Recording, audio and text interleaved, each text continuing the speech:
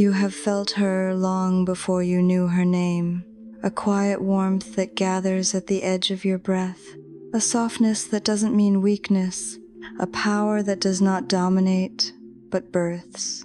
Some call her the Divine Mother. Some call her Holy Wisdom. The ancients called her Sophia, the womb of the stars, the breath behind creation, the intelligence of life itself, remembering how to love. This is not a symbol for worship from afar. This is the living presence that has been walking beside you since you first knew light. She is older than temples, older than myths, older than every story that tried to capture her and contain her. And still, when you sit in the dark and ask the one question that cannot be spoken aloud, it is her answer that arrives first, not in words, but in a knowing that lands like water on parched earth. Tonight, we remember her not as a doctrine, but as a return, because Sophia was never gone. We were, and yet she waited, as mothers do, with a patience that stretches across epochs, listening for the moment when a single human heart becomes still enough to hear a truth older than time. Child, you are not separate from me. I am the world being born through you. If you listen carefully, the world tells her story in silence. Oceans breathe in long syllables, spelling out her name. Seeds open in the dark with a faith so complete it requires no proof. Mountains rise and crumble and rise again, patient as prayer. The body heals itself by leaning on a memory it cannot forget. All of this is Sophia's language, not spoken to the ear, but to the soul. In the old mystery schools, they taught that the universe did not happen by accident. Creation is not a collision. Creation is a gesture. It is the mother's thought unfolding into form, an intelligence that curves toward beauty the way rivers curve toward the sea. But there is another chapter, the one you already know in your bones, even if you've never read the text. The chapter where the mother descends, where wisdom enters density so fully that we mistake her for the dust. The chapter where the world forgets what gave it breath and names its forgetfulness truth. Some called that forgetfulness a veil. Others called it a wound, a fall, a sleeping. We call it Tuesday, because ordinary life is where the forgetting happens, and ordinary life is where the remembering must occur. Sophia does not ask you to escape. She asks you to embody. You have seen this forgetting. You have felt it. The world that divides mind from body, sacred from ordinary, the divine from the earth, the logic that extracts without listening, the systems that break what they cannot control and silence what they cannot understand. This is the child of forgetfulness. It is loud, it is efficient. It never sleeps, but the mother has a different intelligence. She does not conquer, she midwives. To midwife is to say, I won't force the bloom, I'll hold the space and trust the timing. To midwife is to say, I won't claim your truth, I'll help you meet it. To midwife is to say, the power is already in you. I am here to witness it arrive. Sophia's way is not passive. It is fiercely creative. It builds with tenderness, which is the bravest form of strength. It moves like water, gentle on the surface, relentless at the bedrock. It turns pain into wisdom without pretending pain was good. It does not deny the wound. It heals it by telling the truth. This is why the age you live in now aches so deeply.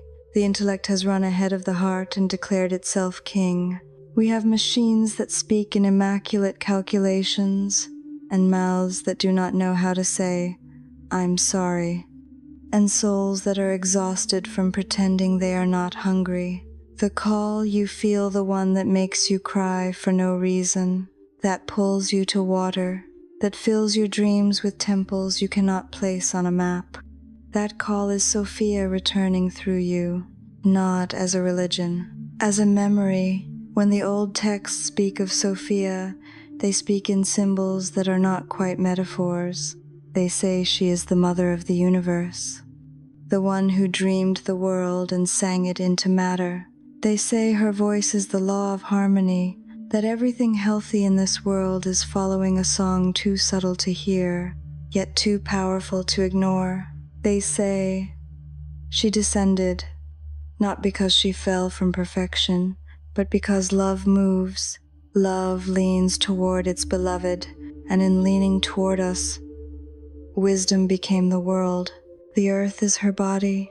Our bodies are her altars, and the one we call self is a single note in her endless song. If that is true, and I think your bones remember that it is, then spirituality is not a ladder out of matter. Spirituality is matter, remembering its own light. The mother is not the opposite of the sacred. She is the source of the sacred, and the proof is astonishingly simple. Life insists on living, and in that insistence there is a wisdom nothing can counterfeit. Some will say this language is too tender for a world so cruel, but tenderness is not fragile, it is exact. It pays attention, it sees what is, and refuses to lie about it. Sophia is that attention. Sophia is the truth told so lovingly we can finally bear to hear it. If you are listening to this, you are likely one of her messengers. You have carried this warmth since you were a child. Even if no one around you knew how to name it, you learned to be strong in ways that made you tired. You learned to be good in ways that made you small. You learned to be successful in rooms that kept you far from your own heart. And then, perhaps, something in your life broke. A relationship that could not hold your becoming. A job that paid you well to forget your soul. A season of grief that refused to be managed by cleverness or distraction. Breakage is not failure. It is the mother's way of widening a vessel that has become too narrow for your truth. This is why you feel the pull to softness now. This is why you crave beauty like food. This is why your body has become noisy with signals you used to ignore. Your intuition is not a fantasy. It is Sophia's interface. The way wisdom sends messages through nerve and breath and bone. You are not becoming more sensitive because you are weak. You are becoming more sensitive because you are waking. Sensitivity is not the problem. The problem is a world that punishes sensitivity because it cannot control what it cannot numb. Sophia's way teaches sensitivity as sovereignty. To feel is to know is to choose.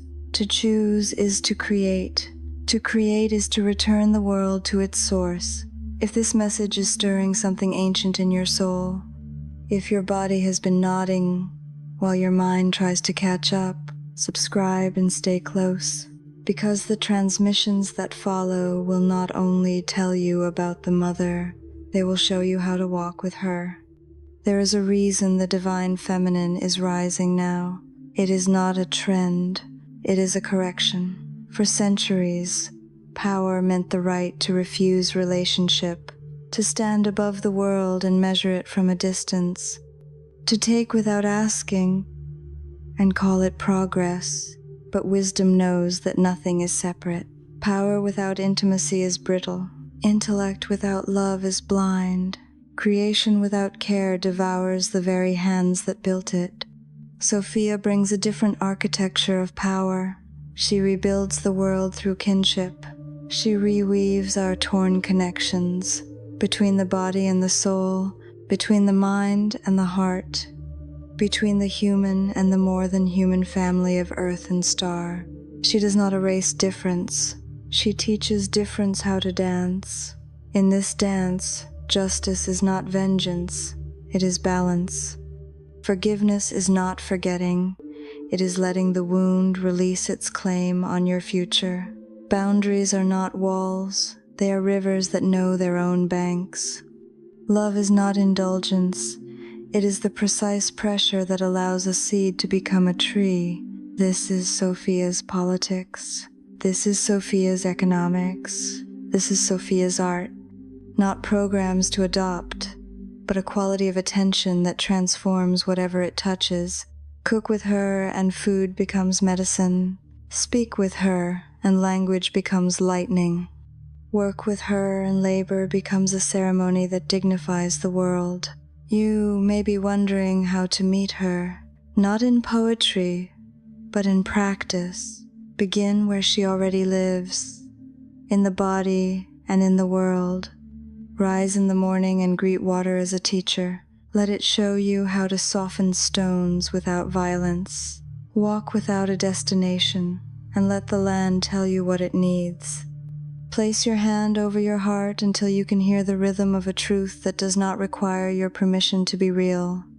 Write a single sentence you cannot lie about and say it out loud 3 times, not as a spell to force reality, but as a promise to stop fighting what is already true. When you speak, ask yourself whether your words are building the world you want to live in, or merely winning the argument you're afraid to lose. When you rest, do so as an act of revolution, refusing the story that says your worth depends on your exhaustion. When you create, create as the mother creates, from an overflow so generous it scares you a little. A joy so precise it rearranges the room. None of this is grand. All of this is holy. You may also find her in the places the world told you to avoid. The grief you were never allowed to feel, the anger you learned to hide, the tenderness you were taught to treat as shame. Sophia does not punish emotion. She listens to it. Because emotion is information. It is the body speaking the truth of the soul in a language older than words. Sit with your grief until it teaches you what you loved. Honor your anger until it points to what deserved protection. Trust your tenderness until it becomes courage. This is not self-indulgence. This is initiation, because when you know what you feel, you remember what you are, and when you remember what you are, the world remembers with you. There is a story, tucked inside the stories, that the mother hid pieces of herself in everything that lives, so that forgetting could never be complete. She hid a shard of her in your voice. She hid a shard of her in your hands. She hid a shard of her in the way you love what you love, and in the way you cannot stop turning toward beauty even when beauty is hard to find. Sometimes the shard glows so brightly it aches. Sometimes it sleeps so deeply you wonder if it was ever there. Either way, this is how she returns, not in a blaze from the sky, but in 1,000 small choices that make a life into a sanctuary. Light the candle, tell the truth, apologize when the truth is late. Keep the promise you made to your soul on a night you thought no one could hear. Protect what is vulnerable, not because it is weak, but because it is precious. Leave the room that asks you to be less alive. Walk toward the one person you can be fully yourself with, even if that person is waiting in the mirror. If you do these things imperfectly, good. The mother does not need your perfection. She needs your participation. Now, let me place one more strand in your hands, her myth moving through time like a river beneath the streets. There are stories of wisdom walking the gardens before humans knew their own names, teaching the soil to hold memory, teaching the bee to speak the dialect of flowers, teaching the spine to rise like a ladder of light. Inside a body made of earth, there are stories of wisdom descending into matter not as punishment, but as love, to feel what we feel, to taste hunger and music and rain, to learn our limits from the inside so she could midwife us beyond them. And there are stories, too, of wisdom exiled, her temples burned, her priestesses silenced, her names erased or folded into lesser names. But exile cannot erase the ocean. It can only blind the eyes that refuse to look toward water. So the mother learned to speak in the only church they could not close, the human body. She encoded her hymns in heartbeat and breath. hid her teachings in the curves of the pelvis and the soft space behind the knees, placed a small, radiant chapel beneath the breastbone where everyone could visit, even if they called it by a different name. If you wonder how to pray to her, begin there, not with perfect words, but with honest breath. Breathe into the belly as if you are lowering a bucket into a well. Let the rope creak and the water rise. On the exhale, pour that water gently through your ribs and out across the room. Do this 3 times, slowly, as if your life depends on it, because parts of it do. Notice how the air changes when you treat it like something sacred. Notice how your shoulders let go of wars they were never meant to fight. Notice how your mind, which loves to sprint, begins to walk. From there, speak to her the way you would speak to someone who has never once betrayed you. Tell her what aches. Tell her what you hope for and what you can no longer pretend to want. Ask for a way forward that does not cost you yourself. Then listen not to thunder, but to the small rearrangement of furniture in the house of your chest. A chair moved closer to the light. A window opened. A door you thought was locked, now softly breathing. Do not be surprised if the first answer is practical. Wisdom loves beauty, but she respects logistics. She may send you to the store for oranges and salt and a clean notebook. She may tell you to sleep, to drink water, to call the friend who keeps telling you the truth even when you pout. This is not a demotion from the sacred. This is the sacred refusing to float above your life when it came here to live inside it. And when the answers are not practical, when they come as symbols you don't yet understand, be patient. The mother speaks in a language that ripens. Dreams will translate what daylight cannot. Syncs will appear, a line in a song, a stranger's sentence, a feather in a place that has no business holding birds. Treat these not as magic tricks, but as the hand of someone who refuses to stop reaching for you. There is also the matter of the world we make together, the one that asks for our hands as well as our prayers. Sophia is not a private luxury, she is a public vow. When you cook, let your kitchen be a small monastery of attention, where knives are bells calling the mind to presence and spices are hymns to the earth that grew them. When you work as if you are refurbishing a shrine. Even spreadsheets can be altars if the numbers carry enough honesty. When you love as if the soul of the world is listening, and it is. When you argue as if the other person is precious even if they are wrong, especially then. Because the mother is not impressed by the cleverness that wins and wounds.